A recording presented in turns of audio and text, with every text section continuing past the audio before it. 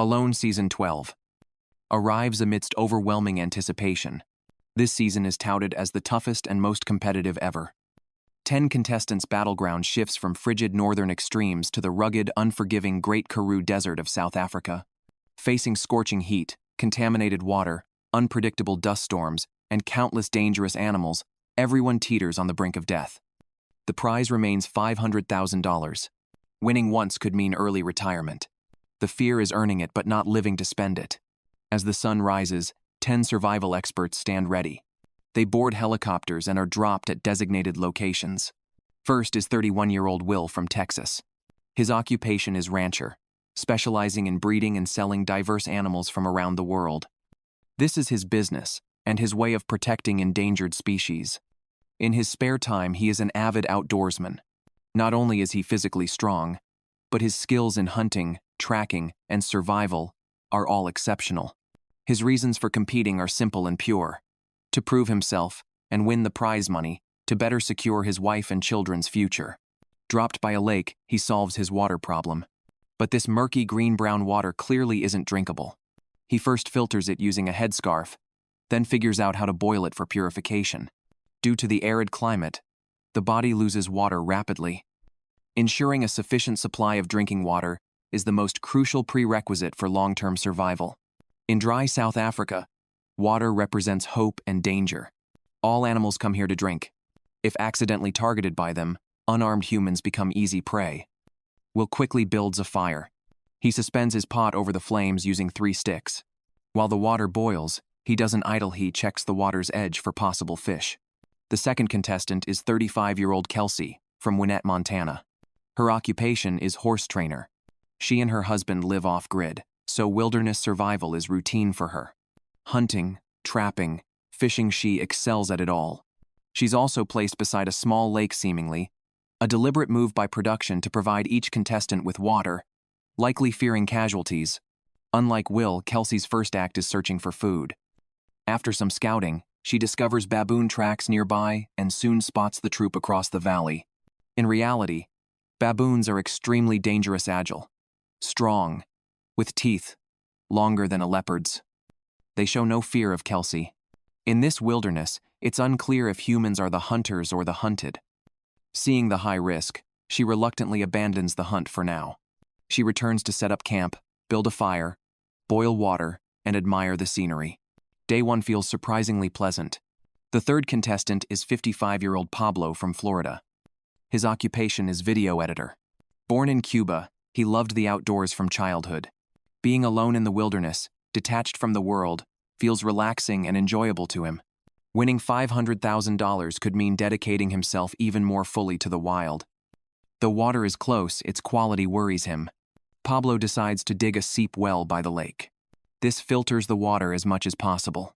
Boiling this cleaner water minimizes the risk of diarrhea. The soil by the water is soft. Digging about 30 to 40 centimeters brings water. Clearing out the mud yields a steady flow of clean water. He then spends hours building his temporary Shelterra tarp tent that insulates and protects against scorpions and venomous insects. The fourth contestant is 35-year-old Jit from Anakiwa, New Zealand. His occupation is outdoor instructor. Winning $500,000 might let him buy land for a true off-grid life.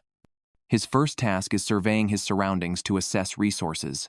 There's endless lake water to drink. At his feet are prickly pear cacti for snacks. On the hilltop is a large troop of baboons.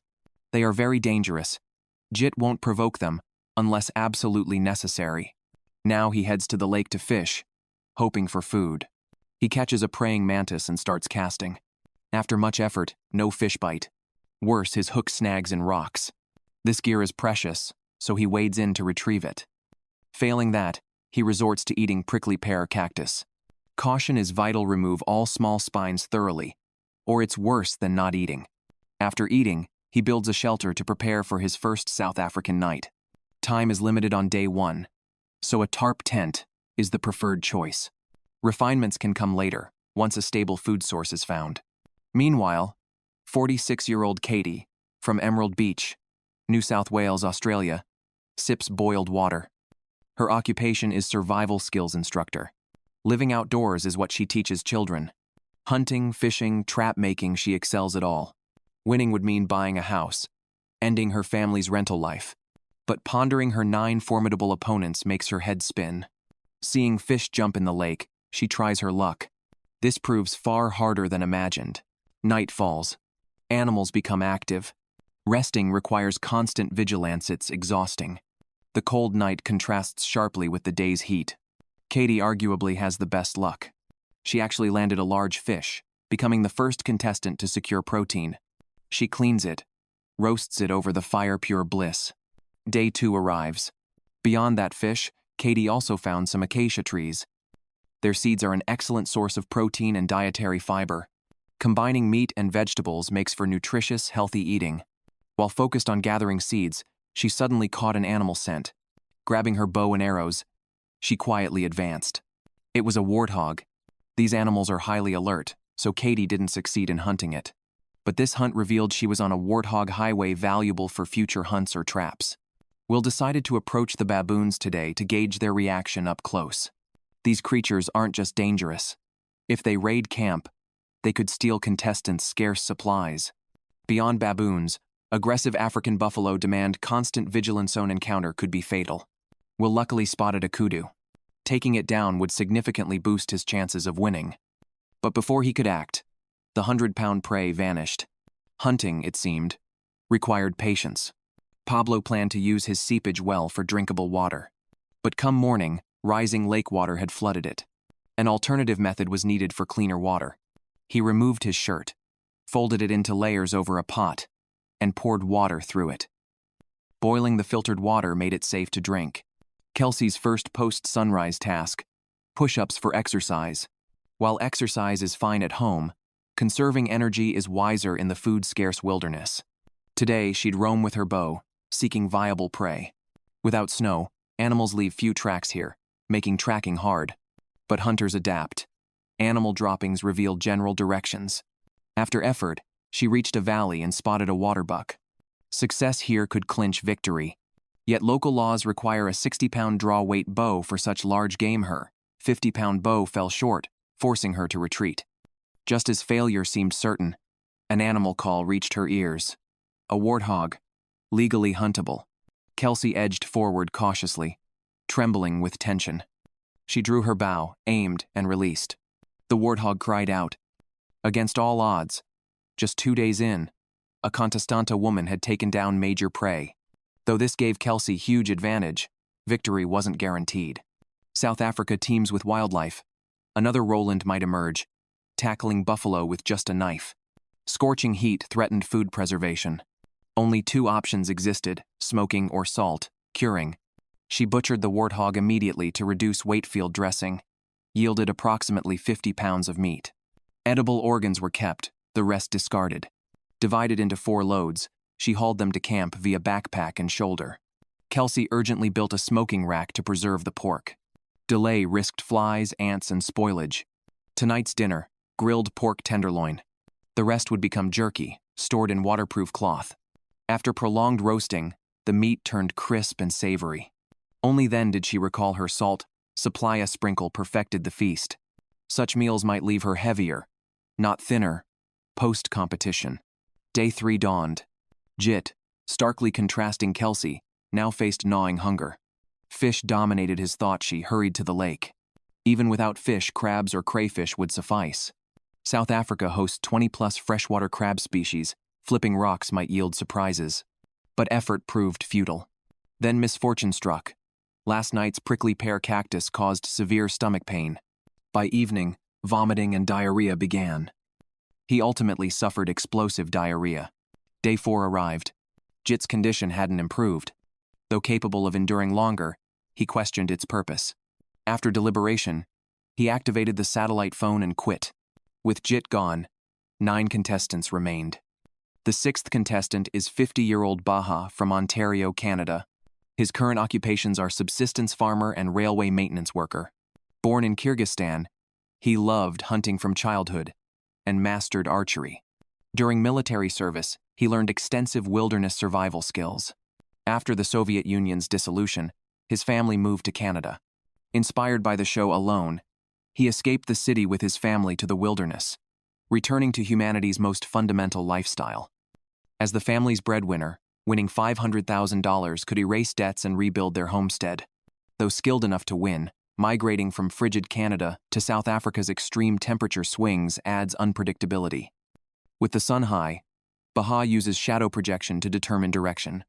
He discovers the mountains behind him align with sunrise, meaning mornings would be bitterly cold. He decides to relocate to the opposite mountain, simultaneously scouting resources. Though only 3 to 4 kilometers, the rugged terrain exhausts him. Along the path, he spots buffalo dung and grows tense. South Africa hosts approximately 30,000 buffalo. As herd animals, they're nearly unhuntable. Temperamental and aggressive, they kill approximately 200 humans annual steer clear when sighted. After immense time and effort, Baja reaches his destination. Sunday-drenched, flat ground, and abundant firewood make it ideal. Sweat-drenched, he urgently boils water to rehydrate. Among 10 gear choices, he skipped flint. Confident South Africa's dryness eases fire-making, he traded it for more versatile equipment. He saws a branch from an acacia tree, ties paracord to both ends. Though weaker than military cord, its allowed length is 6x longer and doubles as fishing line.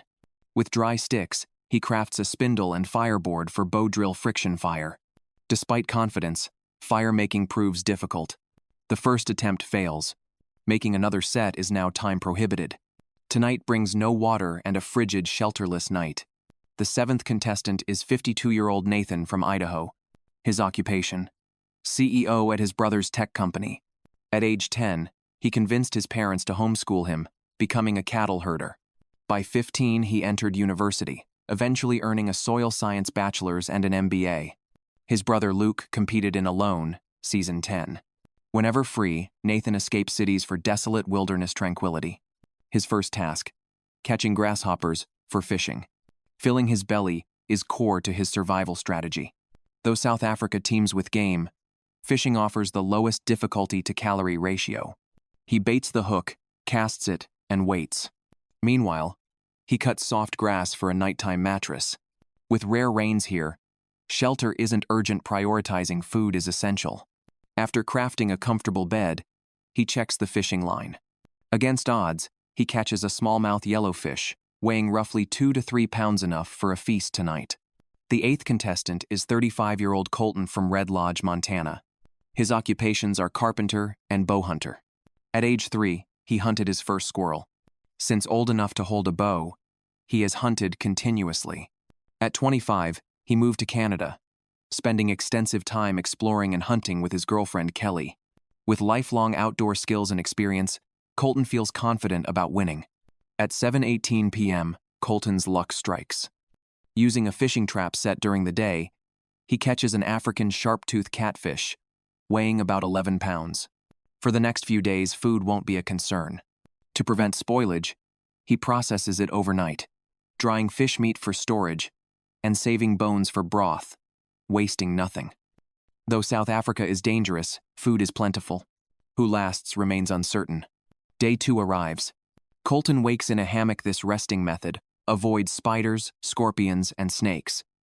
Today's tasks: explore for a better campsite and assess large game potential. The Great Karoo hosts over 65 mammal species, unfamiliar to foreign contestants. For safety, Colton observes from afar before deciding. Not far into his walk, 2 female impalas dart past him, vanishing into the wilderness. Hunting such animals seems hopeless. He must strategize carefully for food. Though Nathan caught a fish yesterday, he continues seeking food. At dawn, he tests wind direction with dust and walks upwind so keen-nosed animals won't detect him. He finds abundant animal dung, and tracks analysis suggests white rhino traces. These aggressive animals demand distance. After wandering, Nathan encounters a group of red hartebeest. They spot him but don't flee immediately. He waits, hoping to hunt, but a wildebeest disrupts the opportunity. With hunting unlikely, Nathan continues exploring. Baja finds dried antelope dung, intending to use it as a fireboard. Failure to solve water issues risks severe dehydration, forcing withdrawal tomorrow. But the dung crumbles too easily. A vervet monkey appears in the distance, seemingly mocking Baja. Ignoring it, he tests nearby woods for suitable fireboards. Severely dehydrated and frustrated, he refuses to quit. His family depends on this win. Effort eventually bore fruit. After testing all nearby wood, fire ignites. He now admits survival here is harder than imagined. With water secured, food becomes the next priority. The ninth contestant is 53-year-old Doug from Nashua, New Hampshire. His occupation: designer. Since childhood, he loved hunting and fishing. Years isolated in the wilderness taught him all about survival. He believes he alone will win this competition. After landing, he eats berries and builds a boma fence with thorny plants. After a safe night, he feels a chill. A massive animal watches him from the hills. Closer inspection reveals a black and white zebra. Local laws prohibit hunting them, so Doug merely observes. Today he heads south, hoping for porcupine or warthog. Following the water's edge makes sense. All animals drink here. Unexpectedly, a crab appears, his first protein since arrival. South Africa hosts nearly 20 freshwater crab species, so this isn't surprising. Luck favors him. He soon catches 2 crabs. Boiled with purslane and buffalo thorn leaves, this balanced seafood feast brings unparalleled joy in the wilderness. Day 3 dawns. Baja is dizzy with hunger, food dominating his thoughts. But shelter takes priority over foraging.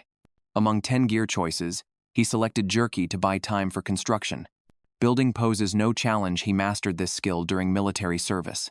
His plan: a small triangular shelter, just large enough for sleeping, well insulated yet portable. He first erects a frame with 3 crossbeams, then secures a tarp over it. This completes a basic field tent. Colton gets yelled at by baboons. Today his shelter blocks their watering spot. Unfazed, Colton notes baboons are on his menu. But securing red meat is now critical. Though he caught a large catfish on day 1, long-term survival demands red meat. After scouting, he spots a water buck, but it flees before he can approach. Returning to camp, he boils the fish head for broth, hoping to ease hunger. Catfish fat renders the broth greasy. Colton gags at the taste. The final contestant is 57-year-old Douglas from North Carolina. His occupation: primitive skills instructor. Years of experience haven't slowed his progress. Still enrolls in courses to fill knowledge gaps. Highly skilled with blowguns, he could make darts blindfolded and hits targets with remarkable accuracy. Wilderness survival in Africa is his lifelong dream. Winning would reunite his family financially. One regret: his father's terminal cancer. Though supportive, Douglas feels uneasy leaving him. Douglas builds his shelter beneath a crooked tree, saving materials and effort. While resting, animal roars echo nearby. Grabbing his bow, he stalks the sound. Food would be ideal.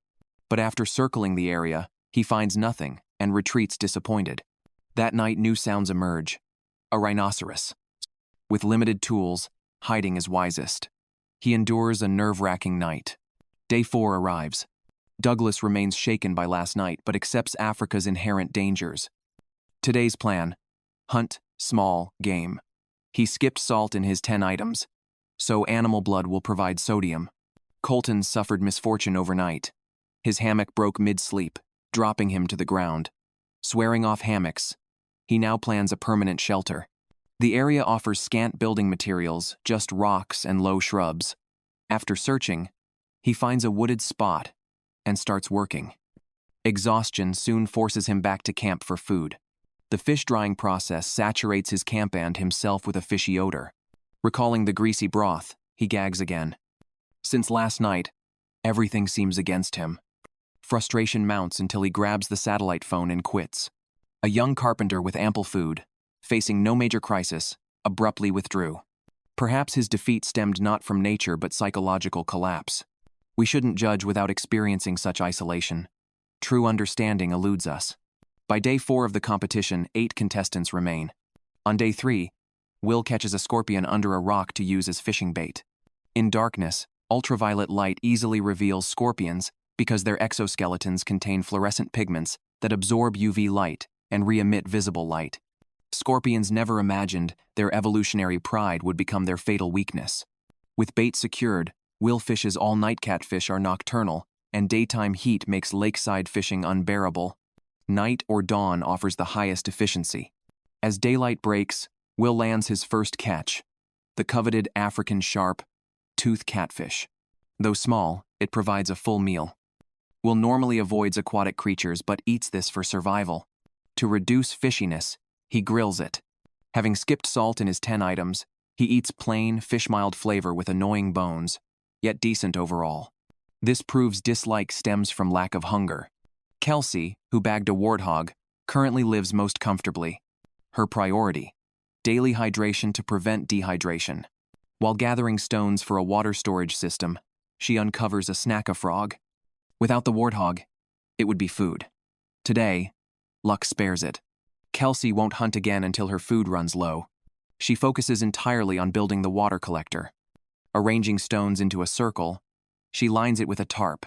This forecourt capacity doubles her pot's size. Storing water avoids boiling in daytime heat, freeing time for other tasks. Covering the tarp prevents evaporation and contamination. When hungry, Kelsey savors warthog meat by the cool pond, enjoying the view that's the authentic experience. Douglas busily builds shelter and boils water, leaving no time for hunting or fishing. He too crafts a water system to free up food searches. Nearby dried agave plants offer hollow roots, easily cleaned ideal natural canteens. In animal-rich Africa, most water is undrinkable. Boiling prevents illness. Cleaning the agave root and charring its stem with fire eases cutting. After hollowing it, Douglas gains a large water container. On day 4, Hungry Will hurls stones at distant birds. Success is unlikely, but it's worth a shot. His main task remains food sourcing. Targeting large game, he climbs hills hoping for kudu. African wildlife proves abundant in the hill. He spots a waterbuck, but it flees upon detection. Tracking its footprints leads nowhere, but an oryx charges toward him. Hiding, he hopes it approaches, yet it detects his scent and escapes. Returning empty-handed, Will strategizes breaking this cycle. Next chance, he'll attempt long-range shots, luck permitting. While gathering building materials, Kelsey finds impala skulls. Taking them to camp, they'll adorn her shelter. She then cuts wood to complete her structure. Unlike polar regions, shelters here need less insulation, simplifying material collection. Building near the pond offers flat ground and shaded bushes for comfort, plus avoids clearing rubble and hidden venomous creatures. Flood risk during downpours remains high. Kelsey erects 2 frames with 6 poles, tops them with crossbeams, and drapes a tarp of basic shelter forms. Wild grass becomes a mattress. Cold nights demand simple warmth. With ample food, Kelsey observes local flora and fauna during breaksless survival. More vacation. Day 5 arrives. Pablo handcrafts fishing gear for aquatic food. An experienced angler without proper tools, he struggles. Hours in water yield no bites. Poor timing. Scorching sun leaves him parched, forcing retreat to boil water. A single pot takes 30 minutes over fire, plus cooling nearly an hour wasted. Explaining others' water storage efforts. Shelter construction fills his downtime, a dome shelter starting with a foundation hole. Minimal work exhausts him. Dehydration brings dizziness. Daytime now revolves around water boiling, hindering other tasks. By 3:37 p.m., Pablo's condition worsens. Dizziness and nausea persist, despite constant drinking. Endless hydration consumes 80% of his day. He finally grasps African solitude's severity. Prey exists, but evades capture. Diseases lurk everywhere. Boastfulness fades upon facing the wilderness's terror. Conceding defeat, he pulls out the satellite phone. Hello, this is Pablo. I'm officially tapping out. 5 days into the competition, 7 contestants remain. Will, long without food, resorts to eating cactus. Recall this plant claimed the first elimination. He burns off small spines in fire, chops the cactus, and boils it with acacia seeds. This method proves far more reliable. Reportedly, cactus tastes between green beans and bell peppers, while acacia seeds resemble nutty chocolate or coffee raisins. Have you ever tried them? Eating it, Will finds the flavor decent, much better than expected. But will consuming so much turn him into a diarrhea warrior? At 10:33 p.m., Will suffers consequences. He bolts upright, vomiting terrifyingly, with blood mixed in. Uncertain if caused by cactus or severe illness, he hits the emergency button to save his life. The 24/7's production team rushes to provide aid. Who would have thought cactus would become MVP, eliminating 2 contestants? Now only 6 remain. South Africa's wilderness lives up to its reputation,